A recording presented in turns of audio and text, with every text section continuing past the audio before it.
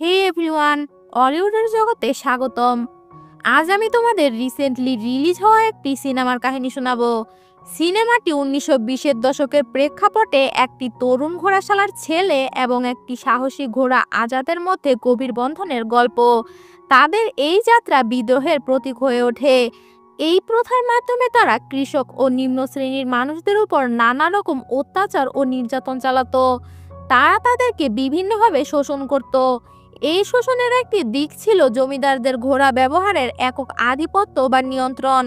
ঘোড়াকে তারা শক্তি এবং সামাজিক মর্যাদার প্রতীক হিসেবে দেখত, তাই শুধুমাত্র জমিদাররাই ঘোড়া ব্যবহার করত, আর নিম্ন শ্রেণীর মানুষদের জন্য এটা একদম নিষিদ্ধ ছিল। যদি কোনো কৃষক বা সাধারণ মানুষ ঘোড়া ব্যবহার করে, তাহলে জমিদারেরা তাদেরকে তাদের ক্ষমতার বিদ্রোহী হিসেবে দেখতে পেত এবং শাস্তি হিসেবে কৃষকদের উপর চরম নির্যাতন চালাতো। তাদের ঘোড়া বাজেয়াপ্ত করা থেকে শুরু করে জমি থেকে উচ্ছেদ করা, এমনকি শারীরিক ও মানসিকভাবে তাদেরকে নির্যাতন করা হতো। আর এই কারণে তাদের প্রিয় ঘোড়াটিও তারা তাদের কাছে রাখতে পারতো না। তো এইরকম এক ঘোড়া নিয়েই আজকের মুভির কাহিনী। তো দেরি না করে চলো যাওয়া যাক মুভির কাহিনীতে। অলিউড প্রেজেন্টিং আজাদ। মুভিটি রিলিজ হয় 2025 সালে। তো মুভির কাহিনী শুরু হয় 1920 সালে ভারত থেকে, যেখানে আমরা গোবিন্দ নামের একটি ছেলেকে দেখি। তার দাদি গোবিন্দ এবং তার বোনকে মহারানা প্রতাপ এবং তার ঘোড়া চেতকের গল্প শোনাচ্ছিলেন। এই গল্প শুনে গোবিন্দ খুব খুশি হয়। আসলে গোবিন্দ ঘোড়া খুবই পছন্দ করত এবং সে চাইতো যে তারও চেতকের মতো একটি ঘোড়া থাকুক। গোবিন্দ জমিদারের ঘোড়াশালে কাজ করত, তবে সেখানে তাকে ঘোড়ার পিঠে চড়তে দেওয়া হতো না, শুধু ঘোড়াগুলোর যত্ন নেওয়ার অনুমতি ছিল। গোবিন্দ এবং তার বাবা দুজনেই ওখানে কাজ করত। একদিন যখন গোবিন্দ ঘোড়াগুলোর দিকে তাকিয়েছিল, তখন জমিদারের মেয়ে জানকী আসে। জানকী ব্রিটিশ মেয়েদের মতো জীবনযাপন করত। গোবিন্দ তার সঙ্গে কথা বলার চেষ্টা করে, কিন্তু জানকী তাকে বিশেষ পাত্তা দেয় না। এরপর গোবিন্দ তার কাজ শুরু করে এবং কাজ করতে করতে ঘোড়ার পিঠে চড়ার চেষ্টা করে, কিন্তু ঘোড়াটি তার বশে থাকে না এবং গোবিন্দকে নিয়ে দৌড়ে পালিয়ে যায়। এদিকে জানকী গোবিন্দকে ঘোড়ার পিঠে দৌড়াতে দেখে ফেলে। তখন জমিদার এটা জানতে পারে যে গোবিন্দ তার ঘোড়ার পিঠে উঠেছিল। তখন জমিদার গোবিন্দের বাবাকে বলে যে সে যেন গোবিন্দকে চাবুক মারে। গোবিন্দের বাবা তার ছেলেকে চাবুক মারে। জানকী তার বাবাকে থামানোর চেষ্টা করলেও জমিদার তার কথা শোনে না। সবাই মিলে জমিদারের কাছে ক্ষমা চায়। এরপর জমিদার গোবিন্দকে ছেড়ে দেয়। গোবিন্দ এতে খুবই রাগান্বিত হয়। তার মনে হয় জানকী তার বিরুদ্ধে অভিযোগ করেছে। সে ঠিক করে যে সে জানকীর উপর প্রতিশোধ নেবে। এদিকে জমিদার চান তার মেয়ে জানকীর বিয়ে একটি ব্রিটিশ অফিসারের ছেলের সঙ্গে হোক। এজন্য তিনি জানকীকে ব্রিটিশ মেয়েদের মতো চলাফেরা করতে বাধ্য করে, যাতে ব্রিটিশ সরকারের ছেলে তাকে পছন্দ করে। এরপর আমরা জানকীর ভাইকে দেখি, যে গ্রামের জমি দখল করছিল এবং মানুষদের অন্য দেশে পাঠিয়ে দিচ্ছিল, যাতে তারা সেখানে শ্রমিক হিসেবে কাজ করতে পারে। এটা সে ব্রিটিশ অফিসারের আদেশ পেয়ে করছিল। এরপরে যখন সে বাড়িতে আসে, তার বউ কেসার তার সাথে পার্টিতে যেতে না করে দেয়। এরপরে জানকীর ভাই খুব রেগে যায়। তারপর আমরা কিছু গ্রামের লোকজনকে দেখি, যাদের জমি দখল করে অন্য দেশে পাঠিয়ে দেওয়া হচ্ছিল, যাতে করে তারা সেখানে মজুরি খাটতে পারে। তখন একটি দম্পতি তাদের ছেলেকে পালিয়ে যেতে বলে, যাতে সে তার জীবন বাঁচাতে পারে, কিন্তু ছেলে তার বাবাকে ছেড়ে যেতে চায় না। বাবা জোর করলে সে পালিয়ে যায়। এ সময় ব্রিটিশ অফিসাররা তার উপর গুলি চালাতে থাকে। ছেলেটির বাবা তাকে বাঁচাতে গেলে ব্রিটিশ অফিসার তাকে গুলি করে হত্যা করে। এরপর ব্রিটিশ অফিসার ছেলেটাকে মারতেই যাচ্ছিল, ঠিক তখনই বীর বিক্রম সিং সেখানে চলে আসে। বীর বিক্রম সিং সাধারণ মানুষের অধিকার রক্ষার জন্য লড়াই করত। ব্রিটিশদের কাছে সে ডাকাত ছিল, কিন্তু সাধারণ মানুষের কাছে সে ছিল একজন বীর। বীর বিক্রম সিং এসে সবাইকে বাঁচায় এবং ছেলেটিকে একটি বন্দুক দেয়, যা দিয়ে সে ব্রিটিশ অফিসারকে হত্যা করে। এরপর ব্রিটিশরা ঘোষণা দেয় যে যারা বিক্রম সিংকে ধরতে পারবে তাদেরকে পুরস্কার দেওয়া হবে। এরপর আমরা দেখি গোবিন্দ ঠিক করে যে হোলিতে গিয়ে সে জানকীকে রং মাখিয়ে তার অপমানের প্রতিশোধ নেবে। হোলির উৎসব শুরু হয়, যেখানে জানকী এসেছিল। গোবিন্দ জানকীকে রং মাখিয়ে দেয়। জানকী রেগে গিয়ে তাকে পানিতে ঢেলে দেয়। গোবিন্দ ভয় পেয়ে পালিয়ে যায়, কারণ সেভাবে জানকী তার বাবাকে বিষয়টি বলে দেবে এবং জমিদার তাকে শাস্তি দেবে, যার কারণে গোবিন্দ তার বন্ধুদের পরামর্শে ওখান থেকে পালিয়ে যায়। পালানোর পর যে জায়গায় সে পৌঁছায় সেখানে একটি ঘোড়া দেখতে পায় যার নাম আজাদ। আজাদকে দেখেই গোবিন্দ মুগ্ধ হয়ে যায়। পরে সে জানতে পারে যে আজাদ হলো বীর বিক্রম সিং এর ঘোড়া। যেখানে সে দেখে আজাদ কেসারের সাথে দেখা করতে এসেছে।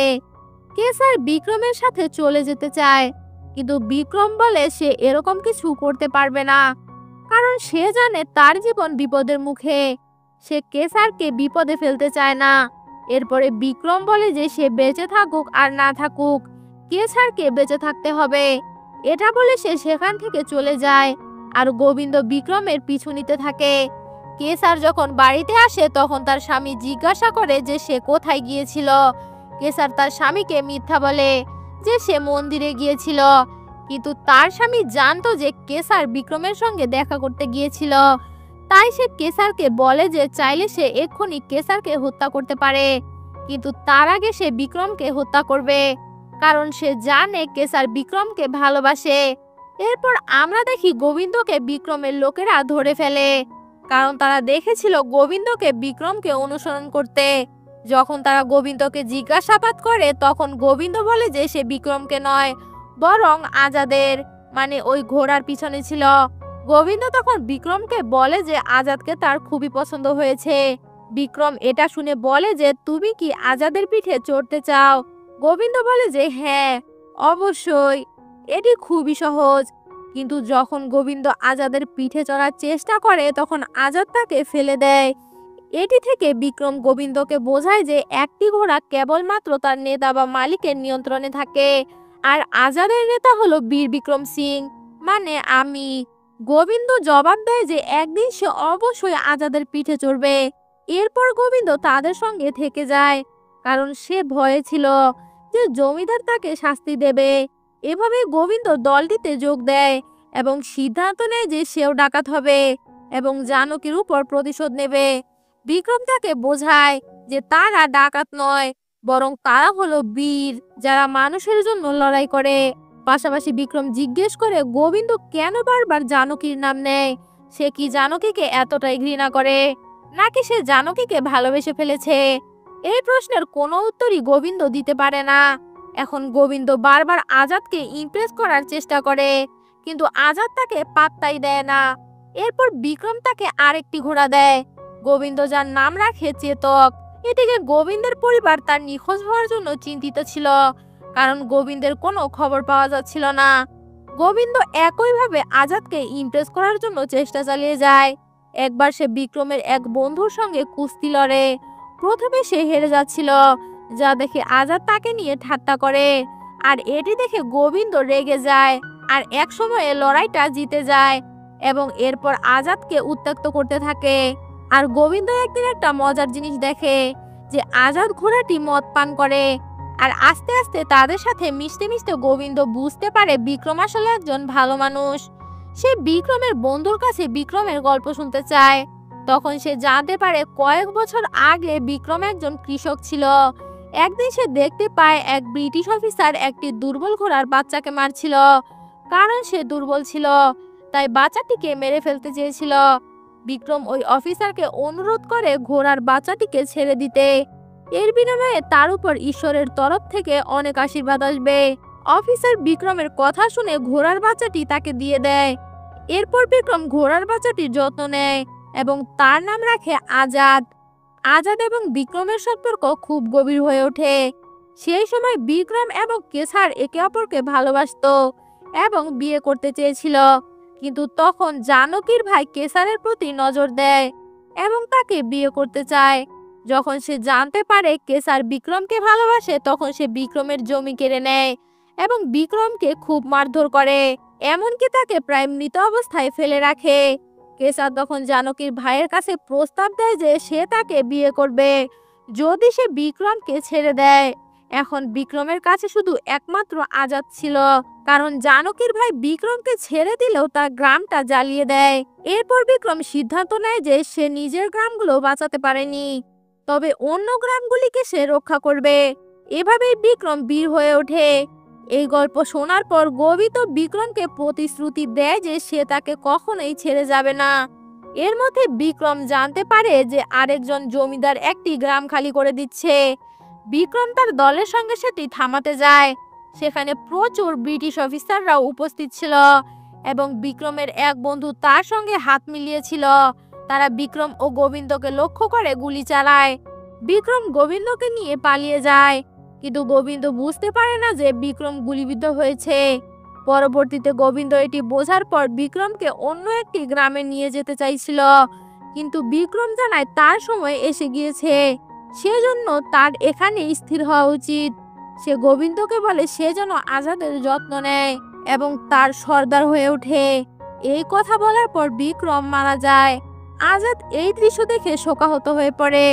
গোবিন্দ বিক্রমের শেষকৃত্য সম্পন্ন করে এবং আজাদকে সঙ্গে নিয়ে কেসারের বাড়ির বাইরে আসে। যখন কেসার আজাদকে দেখে সে গোবিন্দের সঙ্গে দেখা করতে আসে।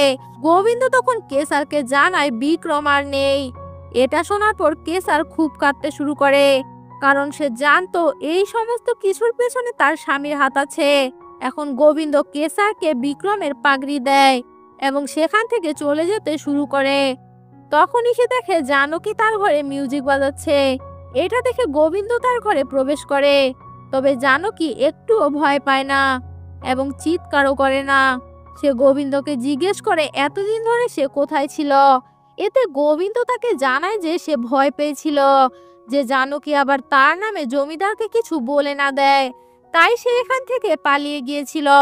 এই কথা শুনে জানকী বলে যে সে কখনোই তার বাবার কাছে গোবিন্দের নামে কিছু বলেনি এবং যেদিন গোবিন্দকে মারা হচ্ছিল সেদিন তার খুব খারাপ লেগেছিল।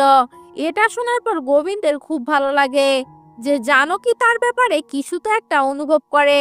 এরপর জানকী গোবিন্দকে বলে এখন যদি তার কাছে ঘোড়া থাকে তাহলে তারা দুজন রেস করবে।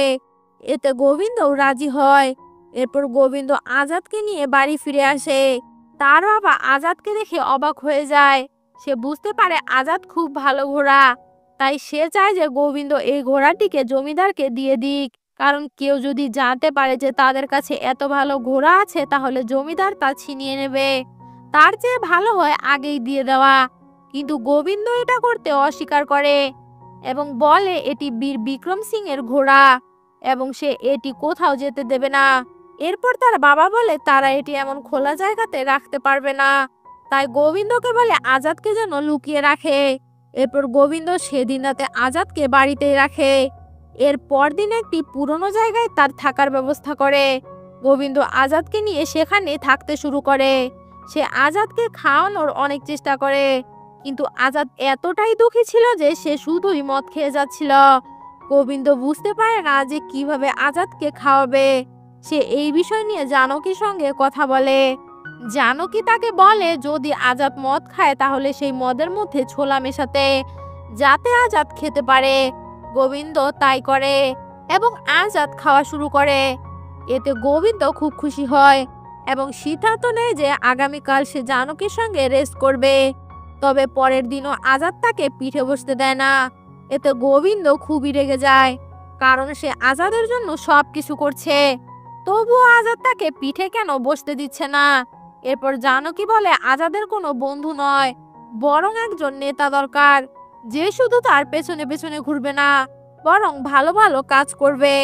এটা শুনে গোবিন্দ বুঝতে পারে তাকে আজাদের সঙ্গে একজন নেতার মতো আচরণ করতে হবে, আর এখন গোবিন্দ সেভাবেই আচরণ করে। এই দেখে আজাদ গোবিন্দের প্রতি প্রভাবিত হয় এবং তাকে তার পিঠে বসতে দেয়। এতে গোবিন্দের আনন্দের সীমা থাকে না। এখন জানকী এবং গোবিন্দ একসঙ্গে অনেক সময় কাটাতে থাকে। পাশাপাশি জানকীর ঘোড়া ও আজাদও একে অপরকে পছন্দ করতে শুরু করে। ও মা গো টুরুলাও! এর ফলে তারা একসঙ্গে অনেক সময় কাটাতে থাকে। একদিন জানকী এবং গোবিন্দ ঘোড়ায় চড়ছিল, তখন সেখানে জেমস চলে আসে। জেমস জানকীর বাগদত্তা ছিল। সে আজাদকে দেখে এবং তাকে খুব পছন্দ করে। সে আজাদকে যে কোনো মূল্যে কিনতে চায়, কিন্তু গোবিন্দ আজাদকে বিক্রি করতে অস্বীকার করে। এটা শুনে তো জেমস খুব রেগে যায়, কারণ সে যে কোনো মূল্যে আজাদকে চাইছিল। সে এই বিষয়ে জমিদারকে জানায়। এরপর জমিদার গোবিন্দের বাবাকে ডেকে পাঠায় এবং তাকে হুমকি দেয় যে যদি তারা আজাদকে না দেয় তবে তাদের সবকিছু কেড়ে নেওয়া হবে। এটা শুনে গোবিন্দের বাবা খুব ভয় পেয়ে যায়। একই সঙ্গে গ্রামের মানুষজনও বলে যে আজাদকে জমিদারের হাতে দিয়ে দেওয়া উচিত, কারণ আজাদ এখানে থাকলে পুরো গ্রাম ঝুঁকির মুখে পড়বে। তখন সেখানে গোবিন্দের দাদি আসে এবং সবার কাছে প্রশ্ন করে তারা এসব অত্যাচার আর কতদিন এভাবে মেনে নেবে। এরই মধ্যে গ্রামবাসীরা জানতে পারে যে একটি ঘোড়া দৌড় হতে চলেছে, এতে যে জিতবে সে 10 লাখ টাকা পাবে। তখন গোবিন্দ আজাদকে নিয়ে আসে। আজাদকে দেখে সব গ্রামবাসী তো অবাক হয়ে যায়, কারণ আজাদ সত্যি অত্যন্ত সুন্দর ঘোড়া। এরপর গোবিন্দ সবাইকে বলে যে এবার সে ঘোড়দৌড়ে অংশগ্রহণ করবে, কারণ যদি সে জেতে তাহলে পুরো গ্রামের ঋণ ছিল 10,000 টাকা আর সে সেটা শোধ করে দেবে। আর যদি সে হারে তবে আজাদকে চুপচাপ জমিদারের হাতে তুলে দেবে। এটা শোনার পর গ্রামবাসীরা রাজি হয়ে যায়। এরপর তারা জমিদারের কাছে যায় এবং বলে যে এবার গোবিন্দ দৌড়ে অংশগ্রহণ করবে। এটা শুনে জমিদার প্রথমে রেগে যায়, কিন্তু গ্রামবাসীরা একসঙ্গে থাকায় তাদের বিরুদ্ধে যেতে পারে না। তাই সে গোবিন্দকে দৌড়ে অংশগ্রহণ করার অনুমতি দেয়।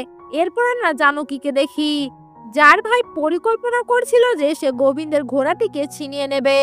জানকী এটা শুনে তার ভাইকে বলে যে সে একজন পুরুষ, তাই তাকে পুরুষের মতো লড়াই করা উচিত। এরপর আমরা দেখি গোবিন্দ কোথাও কাজে বেরিয়েছে আর আজাদ সেখানে একা ছিল। তখন সেখানে একজন আসে এবং আজাদের উপর হামলা করে। ঠিক তখনই গোবিন্দের বাবা এসে আজাদকে বাঁচানোর চেষ্টা করে। এই কারণে গোবিন্দের বাবা গুরুতর আহত হয় আর সেই ব্যক্তি আজাদকে নিয়ে পালিয়ে যায়। আসলে এটা সব জেমসের পরিকল্পনা ছিল এবং জেমস আজাদের উপর চড়তে চেয়েছিল, কিন্তু আজাদ তাকে কাছেও আসতে দিচ্ছিল না। এতে জেমস প্রচন্ড রেগে যায়। রেগে গিয়ে আজাদকে গুলি করার পরিকল্পনা করে। ঠিক তখনই জানকী এসে সেখানে জেমসকে থামায় এবং বলে আজাদের চেয়ে ভালো ঘোড়া পাওয়া যাবে না, আজাদকে না মেরে ইংল্যান্ডে পাঠানো উচিত। জেমসের এই আইডিয়াটা ভালো লাগে এবং আজাদকে ইংল্যান্ডে পাঠানোর জন্য প্রস্তুতি নিতে শুরু করে। এদিকে আমরা দেখি গোবিন্দ যখন ফিরে আসে তার বাবার অবস্থা দেখে সে সবকিছু বুঝে যায়। তখনই জানকীর ভাইয়ের লোকেরা এসে গোবিন্দকে ধরে নিয়ে যায় এবং তাকে প্রচন্ড মারধর করে। এটা দেখে জানকীর খুব খারাপ লাগে। সে গোবিন্দকে বাঁচাতে চায়, কিন্তু কেসার তাকে থামিয়ে দেয় এবং বলে যদি সে সত্যি গোবিন্দকে বাঁচাতে চায় তবে সঠিক সময়ের অপেক্ষা করুক। রাত হলে যখন কেউ ছিল না, জানকী গোবিন্দকে মুক্ত করে নিয়ে পালিয়ে যায়। পথে জানকী গোবিন্দকে জানায় জেমস আজাদকে ইংল্যান্ড পাঠাচ্ছে। এটা শুনে গোবিন্দ সাথে সাথেই নেমে যায় এবং আজাদের কাছে চলে যায়।